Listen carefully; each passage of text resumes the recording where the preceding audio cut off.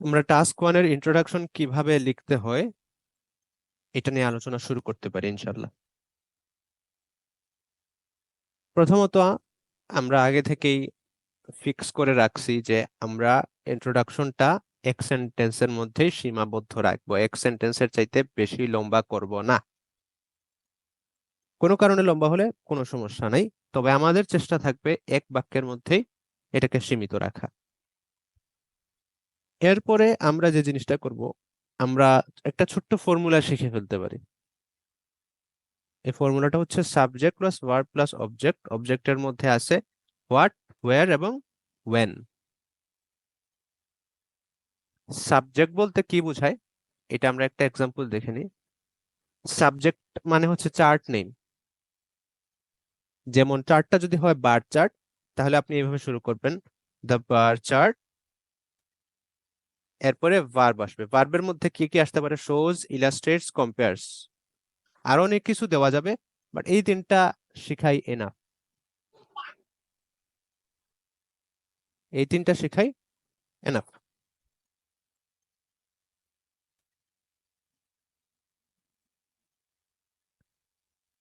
এরপরে আসতেছে অবজেক্টের মধ্যে হোয়াট, অর্থাৎ বার চার্টটা কি দেখাচ্ছে বা কি কম্পেয়ার করতেছে, কি ইলাস্ট্রেট করতেছে।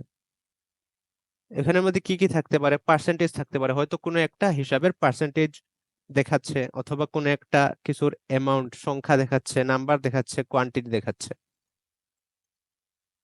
এই জিনিসগুলোর মধ্য থেকেই একটা হবে। অনেক সময় আছে একাধিক ব্যবহার করা যায়, সেই ক্ষেত্রে আপনার ইচ্ছা মতো আপনি যেটা ব্যবহার করে আরাম পান ওইটা আপনি ব্যবহার করতে হবে। এরপর আমরা জায়গার নাম বলবো, অর্থাৎ এই ইনফরমেশনটা কোন জায়গা কেন্দ্রিক, কোন কান্ট্রি, কোন রিজন বা কোন এরিয়া। এরপর আমরা টাইমের আলোচনা করব।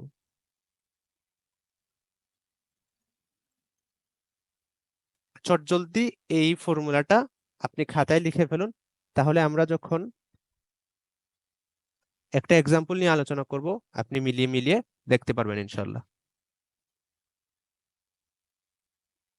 আমরা রেচেল মিশেলের বই থেকে লাইন গ্রাফ বা লাইন চার্টের একটা এক্সাম্পল, একটা স্যাম্পল আমাদের সামনে উপস্থিত করছি।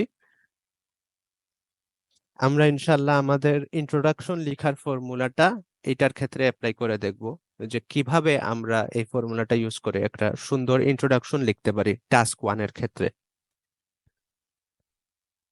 যে কোনো প্রশ্নের উত্তর দেওয়ার ক্ষেত্রে প্রথমে আমাকে প্রশ্নটা পড়ে প্রশ্নটা বুঝতে হবে, তারপর আমাকে উত্তর লিখতে হবে। তাহলে আমরা প্রশ্নটা আগে পড়ি। প্রশ্নের মধ্যে কি লেখা আছে? প্রশ্নের মধ্যে লেখা আছে, The graph below shows the differences in wheat exports over three different areas. The graph below shows the differences in wheat exports over three different areas. অর্থাৎ নিচের গ্রাফটিতে দেখানো হইতেছে তিনটা ভিন্ন ভিন্ন জায়গার গমের রপ্তানির পার্থক্য। অর্থাৎ তিনটা ভিন্ন ভিন্ন জায়গায় ভিন্ন ভিন্ন বছরে গম রপ্তানি করা হয়েছে, ওই রপ্তানির হিসাব দেওয়া আছে, এবং এক এক জায়গায় রপ্তানির হিসাবটা এক এক রকম হয়েছে। হিসাবের ডিটেলসটা গ্রাফের মধ্যে দেওয়া আছে। Write a report for a university lecturer describing the information below. এখন আপনার কাজ হচ্ছে এটার উপর একটা রিপোর্ট লেখা। রাইট এট লিস্ট 150 ওয়ার্ডস, কমপক্ষে 150 ওয়ার্ড আপনাকে লিখতে হবে।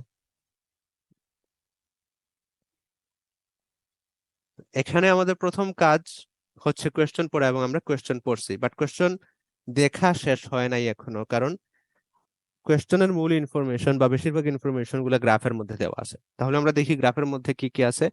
গ্রাফের মধ্যে লেখা আছে হুইট এক্সপোর্টস 1985 টু 1990, অর্থাৎ 1985 সাল থেকে নিয়ে 1990 সাল পর্যন্ত গম রপ্তানির পরিমাণ ইন মিলিয়নস অফ টনস, অর্থাৎ হিসাবটা হচ্ছে মিলিয়নস অফ টনস। মানে কি? মানে 1985 সালে নীল হচ্ছে অস্ট্রেলিয়া, এই যে এখানের মধ্যে দেওয়া আছে অস্ট্রেলিয়া, কানাডা এবং ইউরোপিয়ান কমিউনিটি। তো বলতেছে কি, গ্রাফ বলতেছে যে 1985 সালে অস্ট্রেলিয়া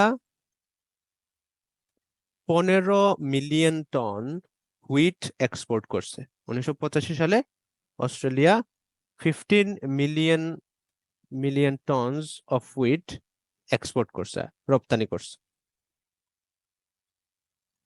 এবং কানাডা কতটুকু রপ্তানি করছে? 18 বা 19 মিলিয়ন টন হবে। এটা যেহেতু এক্সাক্ট নাম্বার দেয়া নাই, আমরা আনুমানিক বলবো যে আনুমানিক 19 মিলিয়ন টন। এবং ইউরোপিয়ান কমিউনিটি কত করছে? আনুমানিক 17 মিলিয়ন টনস। তো প্রথমে আমরা গ্রাফটা দেখব, দেখে বোঝার চেষ্টা করব যে গ্রাফের মধ্যে কি কি ফুটায় তুলছে, কি কি ইনফরমেশন আছে। এরপর আমরা আমাদের ফর্মুলাটা অ্যাপ্লাই করে আমাদের ইন্ট্রোডাকশনটা লিখে ফেলবো। তাহলে আমাদের ফর্মুলাটা অ্যাপ্লাই করে যদি আমি ইন্ট্রোডাকশন লিখতে চাই, ইন্ট্রোডাকশনটা কিরকম হবে, আমরা একটা এক্সাম্পল ইন্ট্রোডাকশন লিখে ফেলি। তবে তার আগে আমরা আমাদের ফর্মুলাটা আরো একবার দেখে আসি। এটা হচ্ছে আমাদের ফর্মুলা। আমরা প্রথমে চার্টের নাম বলবো, তারপর আমরা বলবো যে চার্টটা কি করতেছে, শো করতেছে, ইলাস্ট্রেট করতেছে নাকি কম্পেয়ার করতেছে। তারপর কি কম্পেয়ার করতেছে, অ্যামাউন্ট, পার্সেন্টেজ নাকি নাম্বার। এরপর আমরা জায়গার নাম দিব যে কোন কোন জায়গার মধ্যে এটা হইতেছে। এরপর আমরা দিব যে কত বছর বা কত সময় ব্যাপী এটা হইতেছে। এবং এর মাধ্যমে আমাদের শেষ হয়ে যাবে subject, verb, what, where, when.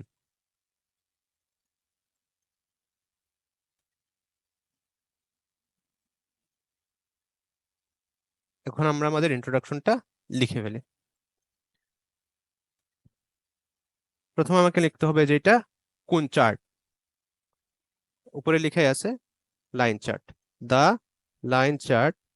এখানে লাইন চার্ট কি করতেছে? তিনটা ভিন্ন ভিন্ন দেশের গমের রপ্তানির পরিমাণ নিয়ে আলোচনা করতেছে, পরিমাণের চিত্র ফুটে চলতেছে এখানে। এজন্য আমরা এখানে কি ব্যবহার করতে পারি?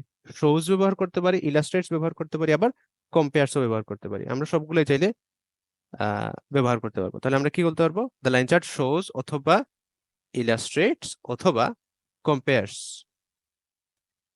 এরপর আমরা আসবো যে কি কম্পেয়ার করতেছে, কোন জিনিসটা, what is the line chart comparing or illustrating or showing? The line chart compares the amount of wheat. তাহলে আমরা পাইলাম হোয়াটটা আসলো, হোয়াট এর আনসার আমরা পাইলাম, কি কম্পেয়ার করতেছে? the amount of wheat. The line chart compares the amount of wheat. এরপর আমরা আলোচনা করব কোন দেশ, কোন জায়গা, স্থানের আলোচনায় আসবো। তাহলে the amount of wheat exported. Amount of wheat exported, যে পরিমাণ হুইট এক্সপোর্ট করা হয়েছে কোন জায়গায়? বাই তিনটা জায়গা, by Australia, Canada and the European community. তাহলে আমরা লাইন চার্টের কথা, কোন চার্ট এটা বললাম, চার্ট কি করতেছে এটাও বললাম। এরপর শো করতেছে কোন জিনিসটাকে, what is the line chart showing, what is the line chart illustrating বা কম্পেয়ারিং, এটাও আমরা দিলাম হুইট। এবং কোন জায়গার এই জিনিসটাও আমরা দিলাম, wheat exported by Australia, Canada and the European community. এরপর আমরা সময়কাল দিব, যে প্রত্যেকটা গ্রাফেরই একটা সময়কাল থাকে, যে এই গ্রাফের মধ্যে এত সময় থেকে এত সময়ের ভিতরের হিসাবটা দেওয়া আছে। তাহলে আমরা সময়ের হিসাবটা এরকম দিতে পারি, বিটুইন দ্য ইয়ার্স 1985 and 1990, অর্থাৎ 1985 থেকে 1990 এর মধ্যবর্তী সময়ে যতটুকু হুইট এক্সপোর্ট করা হয়েছে ওইটার হিসাব। তাহলে এর মাধ্যমে আমাদের একটা ইফেক্টিভ, কার্যকরী এবং অ্যাপ্রোপ্রিয়েট ও জুৎসই ইন্ট্রোডাকশন শেষ হয়ে গেল। এই যে ফর্মুলাটা, এই ফর্মুলাটা ব্যবহার করে আমরা যে কোনো ধরনের গ্রাফ বা চার্টের ক্ষেত্রেই খুব সুন্দর করে ইন্ট্রোডাকশন লিখতে পারবো ইনশাল্লাহ। আমরা লাইন চার্টের এক্সাম্পল দেখছি, আমরা একটা একটা করে আরো এক্সাম্পল দেখবো। লাইন চার্টের পাশাপাশি বার চার্ট দেখবো, পাই চার্ট, টেবলস, প্রত্যেকটার এক্সাম্পলই আমরা দেখবো ইনশাল্লাহ। তাহলে এটা হচ্ছে আমার ইন্ট্রোডাকশন। এখন আমি আপনাকে একটা টাস্ক দেব, ক্লাস টাস্ক। ওইটাতে আমি একটা লাইন চার্টের চিত্র স্ক্রিনে শেয়ার করব এবং আপনার কাজ হবে ওইটার ইন্ট্রোডাকশন আমার দেয়া ফর্মুলাটা ইউজ করে লেখা। আমরা কেমব্রিজ 17 থেকে একটা কোয়েশ্চেন বের করছি, কেমব্রিজ 17 এর টেস্ট 4 এর রাইটিং টাস্ক 1। এটা হচ্ছে একটা লাইন গ্রাফ। আমরা একটা লাইন গ্রাফ ইতিমধ্যে করছি, এই কারণে আমি আরেকটা লাইন গ্রাফ শেয়ার করতেছি। এখন আপনার কাজ হবে আমরা যেভাবে প্রথম লাইন গ্রাফের ইন্ট্রোডাকশন লিখছি সেম স্টাইলে এইটার ইন্ট্রোডাকশন লেখা।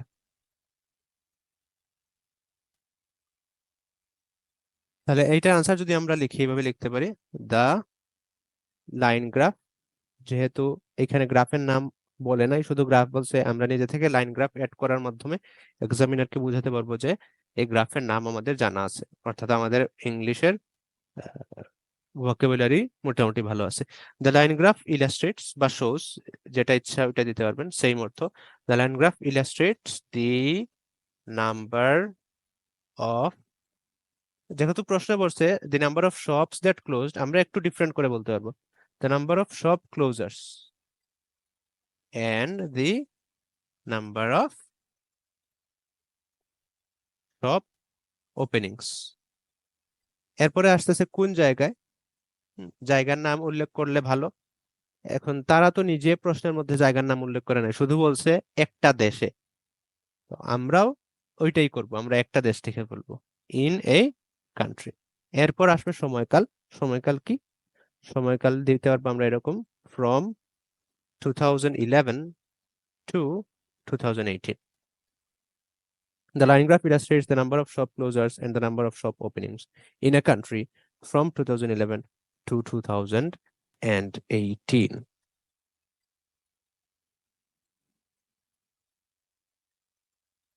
আমরা লাইন গ্রাফ একটা করছি, এখন আমরা একটা বার গ্রাফ দেখব। বার গ্রাফ এবং লাইন গ্রাফের মধ্যে কোনো পার্থক্য নাই, শুধু গ্রাফের নাম ছাড়া। হ্যাঁ, ওইখানে আপনি বসাইছেন দ্য লাইন গ্রাফ শোজ, এখানে আপনি লিখবেন দ্য বার গ্রাফ শোজ বা দ্য বার চার্ট শোজ। তো এখানে একটা প্রশ্ন দেওয়া আছে, আমি আশা করতেছি প্রশ্নটা দেখতে পারতেছেন। এখন আপনার কাজ হবে এইটার ইন্ট্রোডাকশন লেখা, এবং ইন্ট্রোডাকশন লেখা শেষ হলে আমাকে অবশ্যই জানাবেন, আমরা তখন একসাথে বসে একটা আনসার লিখবো ইনশাল্লাহ।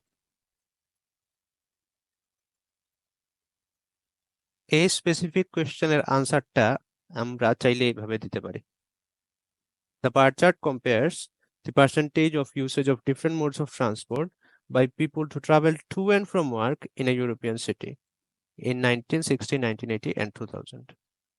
তো আমরা চাইলে আবার আরো স্পেসিফিক করে দিতে পারবো যে the bar chart compares the percentage of usage of 4 different modes of transport। যেহেতু 4টা মোড নিয়ে আলোচনা করা হয়েছে, বাস, কার, বাইক এবং ফুট, আমরা 4 উল্লেখ করতে পারবো, এতে আমাদের আনসারটা আরেকটু স্পেসিফিক হলো। 4 সংখ্যার চাইতে বানানে লিখে দিলে বেটার।